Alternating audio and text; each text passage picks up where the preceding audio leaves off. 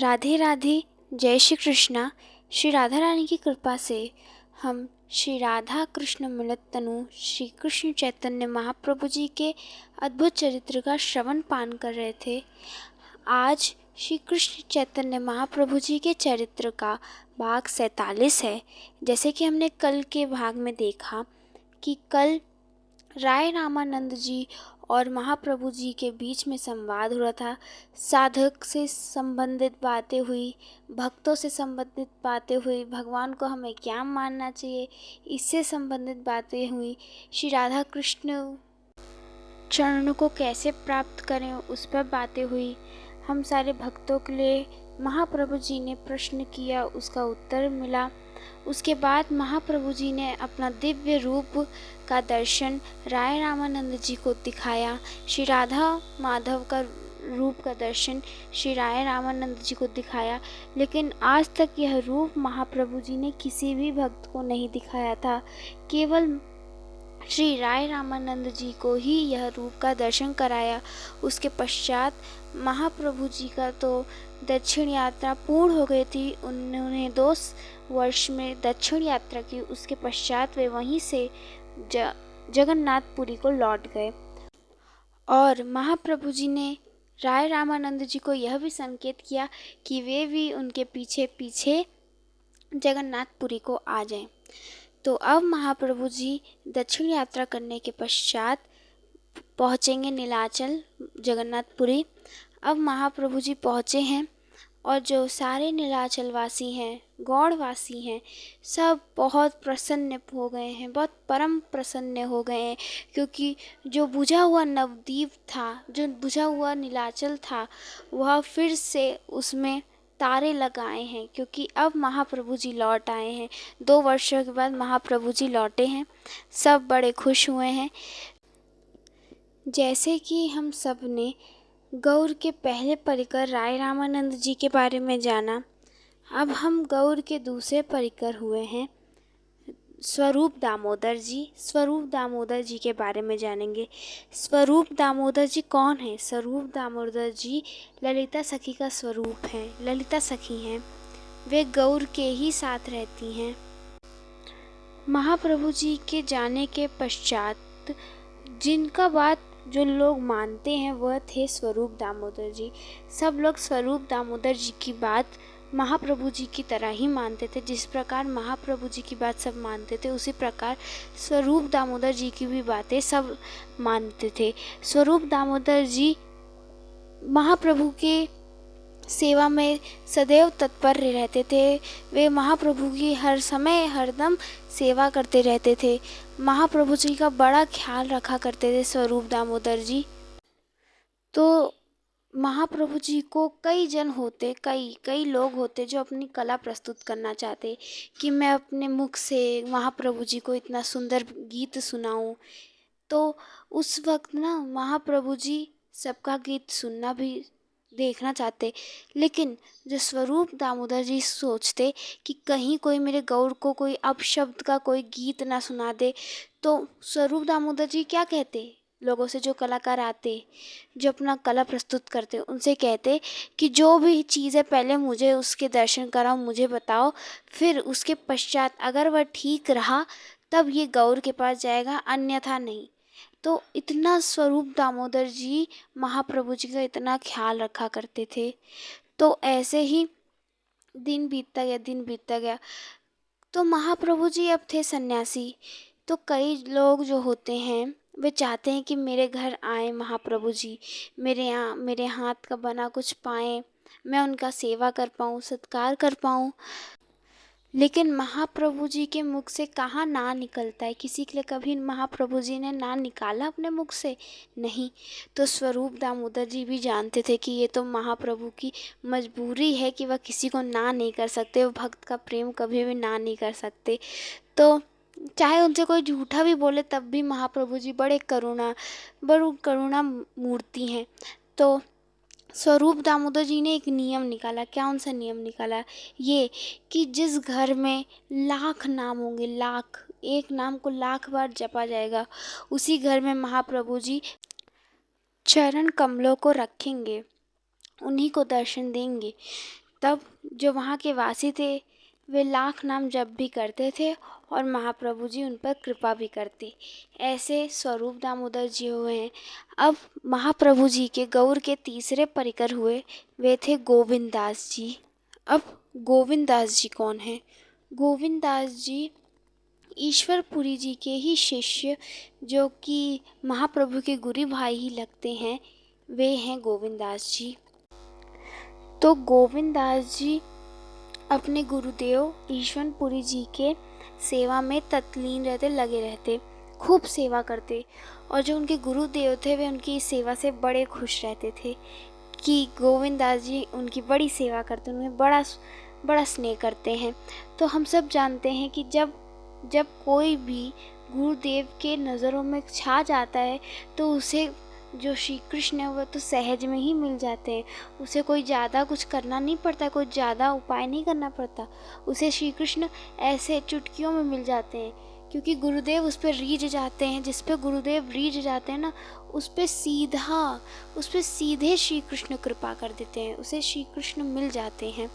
तो ऐसे ही ईश्वरपुरी जी ने गोविंद दास जी पर कृपा की और कहा कि अब गोविंद दास तुम जाओ पुरी में जाओ।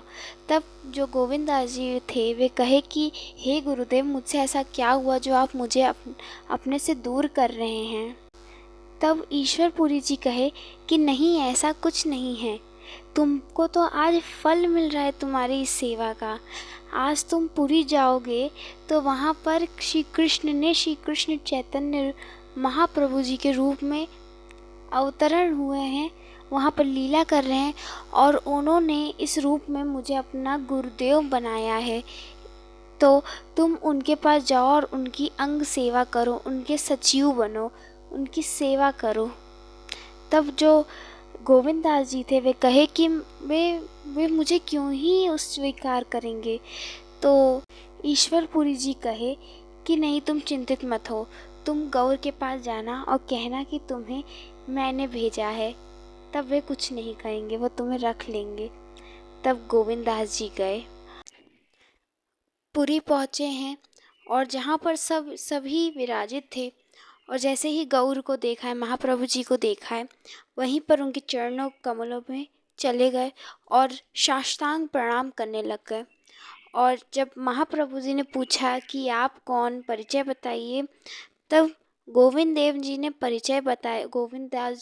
परिचय बताया और कहा कि मैं ईश्वरपुरी जी आपके गुरुदेव का ही शिष्य हूँ, उन्होंने यह आज्ञा की है, ऐसे ऐसे सारा सब कुछ महाप्रभु जी को बता दिया। तब महाप्रभु जी सोचे कि ये तो मेरे गुरु भाई लगते हैं और ये तो गुरुदेव की सेवा में रहते हैं, भला मैं इनसे कैसे सेवा ले सकता हूँ? ये तो अपराध हो जाएगा। मैं गुरुदेव की जो सेवा करता हूँ उससे अगर सेवा लूँगा तो ये तो मेरे लिए अपराध बन जाएगा। तब बगल ही में सारभवन भट्टाचार्य जी भी बैठे थे, तो तब वे ज्ञानी थे, तो उनसे महाप्रभु जी ने पूछा। तब सारभवन भट्टाचार्य जी कहे कि ये कहना तो सही है कि ये गुरुदेव के सेवक हैं, ये गुरुदेव की सेवा करते हैं और आपकी सेवा नहीं कर सकते, आप इनसे सेवा नहीं ले सकते, परंतु ये आपके ही गुरुदेव की आज्ञा है, तो आपके लिए तो ये आदेश है, आपको तो यह मानना पड़ेगा। तब गौर ने सारभवन भट्टाचार्य जी की बात मानी, अपने गुरुदेव की आज्ञा को मानकर उन्हें अपना अंग सेवक बना लिया। अब जो गोविंद दास जी हैं वो कौन कौन सी सेवा करते हैं महाप्रभु जी की? वे बहुत नज़दीक रहते हैं महाप्रभु जी के, तो वे कौन सी सेवा करते हैं? वे महाप्रभु जी को प्रसाद पवाते हैं। जैसे एक माँ एक बच्चे का दुलार करती है, उसी प्रकार गोविंद दास जी भी महाप्रभु जी का दुलार करते हैं। हम सब जानते हैं, हमने सुना है कि महाप्रभु जी जितनी भी लीलाएं करते हैं, जब भी वे कृष्ण आवेश में आते हैं तो वो इतने गंभीर तरीके से अचेत होते हैं कि उस अवस्था में प्रसाद पवाना कितना मुश्किल होता होगा। वही गोविंद दास जी वह सेवा किया करते थे, वे प्रसाद पवाया करते थे। उनकी गंभीर सी गंभीर अवस्था में गोविंद दास जी उनको किसी तरीके से प्रसाद पवाते हैं। ये उनकी पहली सेवा थी।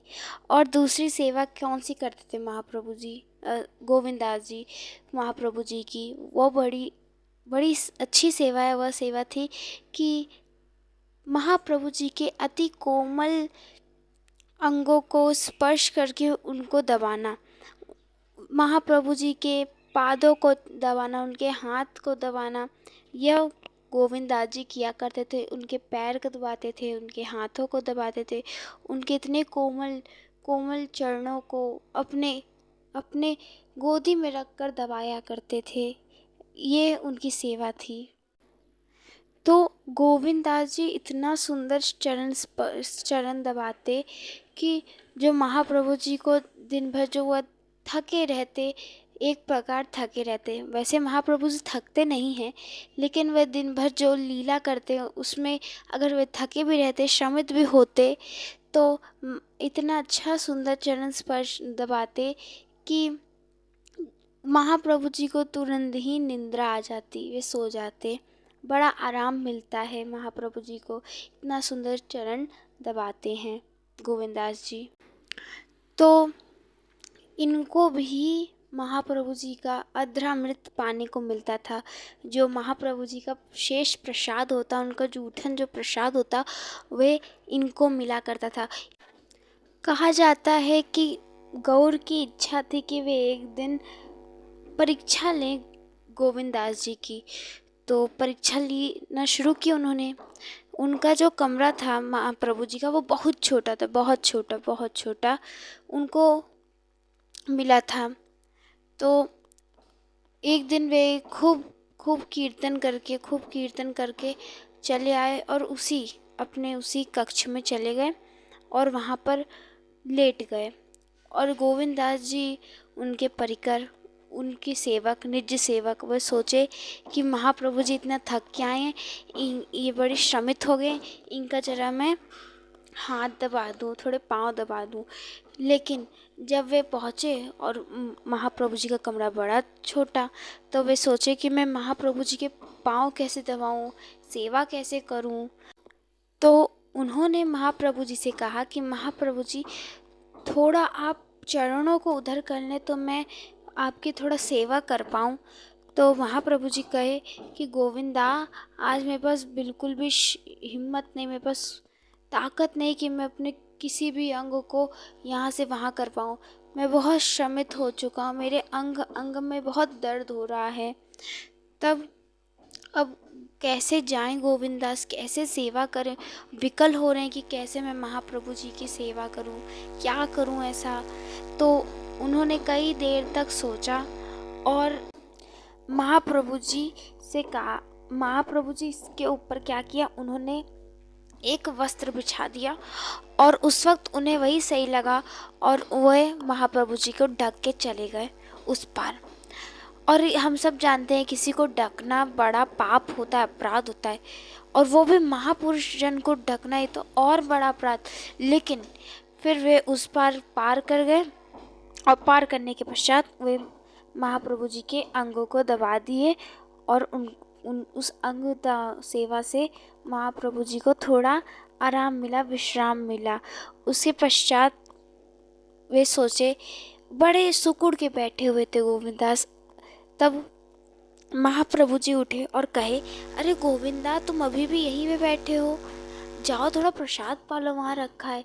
तब जो गोविंददास थे वे कहे, नहीं, मैं कैसे पा सकता हूँ, मैं आपके अंगों पर से कैसे ढक के प्रसाद पा सकता हूँ, आप आराम कर रहे थे।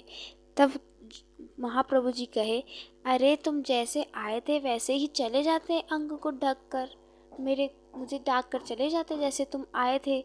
तो वे कहे, महाप्रभु जी, मैं आया किस लिए था, मैं आपकी सेवा के लिए आया था, अपना स्वार्थ देख के नहीं आया था।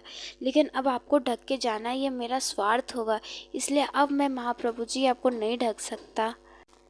तो महाप्रभु जी ने गोविंददास की परीक्षा ली, जिसमें गोविंददास सफल हो गए।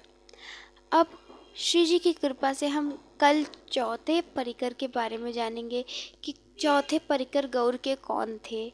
वे कौन थे जो चौथे? हम नाम आज जान लेते हैं। जो चौथे परिकर थे वे थे प्रताप रुद्र जी। अब कल इनके बारे में संक्षिप्त रूप से जानेंगे कि कौन है। श्री जी की कृपा से आज की इस प्रसंग को यहीं पे अंत करते हैं। तब तक के लिए आप सभी भक्तों को राधे राधे, जय श्री कृष्णा।